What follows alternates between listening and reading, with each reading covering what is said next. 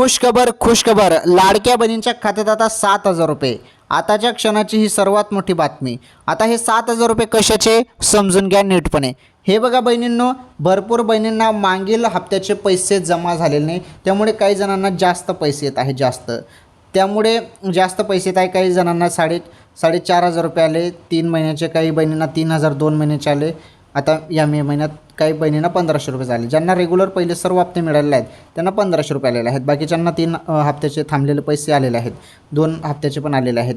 तर 7,000 रुपये कशाचे मिळतील? तर 7,000 रुपये तुम्हाला मिळणार नाही बहिणींनो, हे एक अफवा आहे.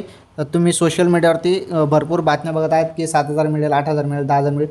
त्या बातम्या फेक आहेत, त्यावरती लक्ष ठेवू नका. ज्यांना बाकीच्यांना जास्त पैसे आलेले आहेत, हो 100% जास्त पैसे आलेले आहेत, परंतु ते त्यांचे थकलेले थांबलेले हप्ते होते.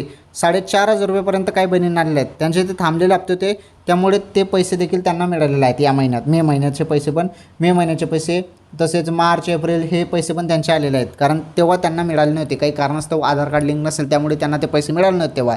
तर आता त्यांना ते पण पैसे आणि मे महिन्याचे पण पैसे आले. जून महिन्याचे पैसे पण तुमच्या खात्यात लवकरच जमा होतील बहिणींनो.